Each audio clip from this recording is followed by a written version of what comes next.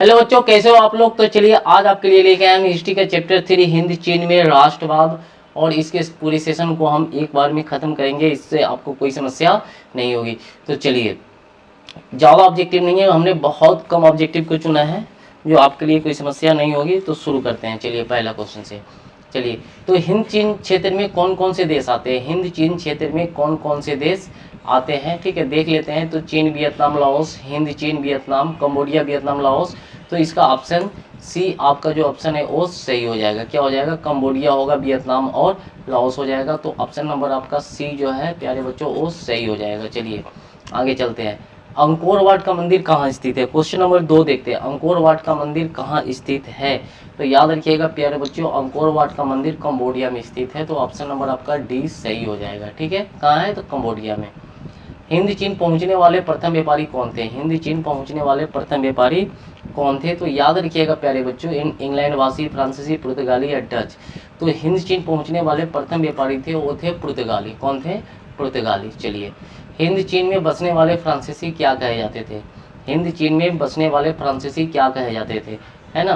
फ्रांसीसी शासक वर्ग, कोलोन या जनरल। तो याद रखिएगा, हिंद चीन में जो फ्रांसीसी जो रहते थे ना उन्हें कोलोन कहा जाता था। तो ऑप्शन आपका सी सही हो जाएगा। चलिए, नरोत्तम सिंहानू कहाँ के शासक थे। नरोत्तम सिंहानू कहाँ के शासक थे। Vietnam, Laos, Thailand, Cambodia. तो 5 का आपका डी हो जाएगा, कंबोडिया आपका सही हो जाएगा। सही है।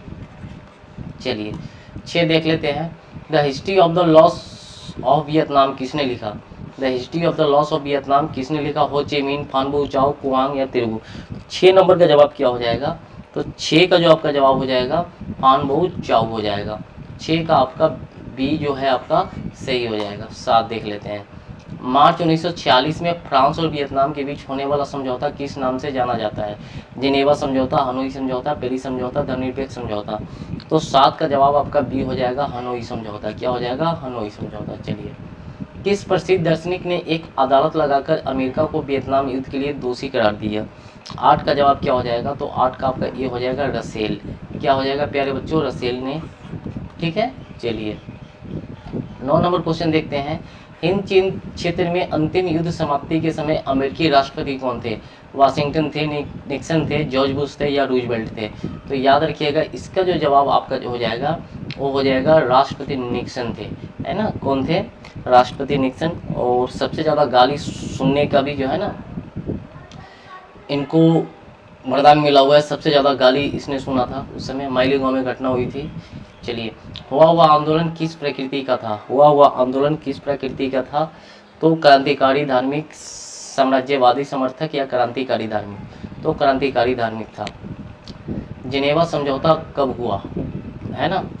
जिनेवा समझौता कब हुआ। तो याद रखिएगा, जिनेवा समझौता 1954 में हुआ था, जिसमें वियतनाम 2 भागों में बट गया, उत्तरी वियतनाम और दक्षिणी वियतनाम। उत्तरी और दक्षिणी वियतनाम का एकीकरण कब पूरा हुआ। उत्तरी और दक्षिणी वियतनाम का एकीकरण कब पूरा हुआ। 1970, 1980, 1979, 1975। ठीक है। तो 12 नंबर का जवाब हो जाएगा 1975। क्या हो जाएगा, 1975। 13, अनामी दल के संस्थापक कौन थे। अनामी दल के संस्थापक कौन थे, है ना। जोंगेन आई, हो ची मिन, बाओ दाई, फान बू चाओ है यहाँ पे, फान चीन आ गया। ठीक है। तो 13 का आपका जवाब हो जाएगा प्यारे बच्चों ए, जोंगेन आई। ठीक है।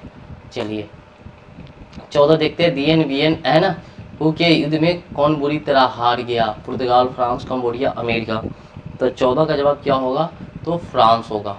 क्या हो जाएगा, फ्रांस। आपका बी एकदम सही जवाब हो जाएगा 14 का। 15 देखते हैं।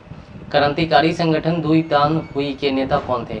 क्रांतिकारी संगठन दुईतान हुई के नेता कौन थे। फान बो चाओ, हो ची मिन, क्वांग दे, है ना, सुमंत्र फुमा। 15 का क्या हो जाएगा, है ना। चलिए 15 नंबर सवाल का जवाब क्या हो जाएगा, फटाफट बताइए। तो 15 का जो आपका जवाब हो जाएगा ये हो जाएगा फान बो चाओ, है ना। क्या हो जाएगा, फान बो चाओ। ये हो जाएगा 15 का। ठीक है। 16 देख लेते हैं। जापान ने हिंद चीन पर कब अधिकार जमा लिया। जापान ने हिंद चीन पर कब अधिकार जमा लिया। 1939, 1940, 41 या 42। 16 का क्या हो जाएगा, फटाफट बताइए। 16 का जवाब क्या हो जाएगा। तो 16 का आपका फटाफट, तो 16 का आपका बी हो जाएगा। ठीक है। क्या हो जाएगा, बी। ठीक है। चलिए ठीक है। 15 आपका ये मिसिंग लग रहा है हमें जवाब। 15 का आपका सी होना चाहिए, 15 का आपका सी होगा, ये नहीं होगा, ये आपका गलत है। 15 का आपका सी होगा क्योंकि कुआंग दे था। ठीक है, चलिए 16 का आपका क्या हो जाएगा, बी हो जाएगा 16 का। ठीक है, 1940 में तो ये चला गया था, याद है ना, जापान पे परमाणु गिराया था अमेरिका ने।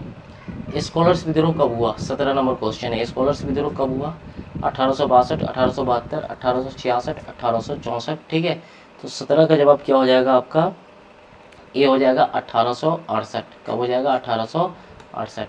चलिए, वियतनाम में टोकन फ्री स्कूल की स्थापना कब हुई, 1907, 1908, 1910, 1911। तो 18 का जवाब क्या हो जाएगा, तो ये हो जाएगा 1907। कब हो जाएगा, 1907। 19 अंकोर वाट के मंदिर का निर्माण किस शासक के द्वारा करवाया गया, 19 नंबर सूर्यबनम द्वितीय, नरो है ना, दम सियानो, कुआंग, या इनमें से कोई नहीं, तो सूर्यबनम द्वितीय हो जाएगा आपका। ठीक है, कंबोडिया की राजधानी कहाँ है, कंबोडिया की राजधानी कहाँ है, हनोई है ना, नोम पेन, बैंकॉक, ओटा। तो 20 का जवाब आपका क्या हो जाएगा, तो 20 का आपका जवाब हो जाएगा नोम पेन। ठीक है, चलिए 21 देख लेते हैं। बाओदाई की सरकार कहाँ थी, 21 उत्तरी वियतनाम, दक्षिणी वियतनाम, कंबोडिया, हनोई। तो 21 का क्या हो जाएगा, तो 21 का बी हो जाएगा आपका दक्षिणी वियतनाम। चलिए 22 देख लेते हैं। निम्नलिखित में क्या है ना, पोट्सडम की घोषणा पत्र का उद्देश्य था, है ना, निम्नलिखित में से क्या है ना, पोट्सडम की घोषणा का उद्देश्य था, जापान का आत्मसमर्पण, अमेरिका का आत्मसमर्पण, वियतनाम की स्वतंत्रता, जर्मनी का एकीकरण। तो 22 का आपका ए हो जाएगा, जापान का आत्मसमर्पण। तो चलिए इतना क्वेश्चन आप तैयार कर लीजिए, एग्जाम में 2025 के बोर्ड एग्जाम में 10th का आएगा, तो इसी में से क्वेश्चन आएगा, अलग से नहीं आएगा। और अभी तक आपने चैनल को लाइक सब्सक्राइब नहीं किया तो लाइक सब्सक्राइब करिएगा, ताकि आपको नोटिफिकेशन मिलता रहे। चलिए दूसरी चीज़, ठीक है, कि शाम के समय आपका ज्योग्राफी का जो है ना, हम सारा जो इसका क्वेश्चन आंसर है वो आपको अपलोड करेंगे, उसको भी आप देख लीजिएगा। तैयारी अभी से ही कीजिएगा कि आगे चल के कोई समस्या आपको ना हो।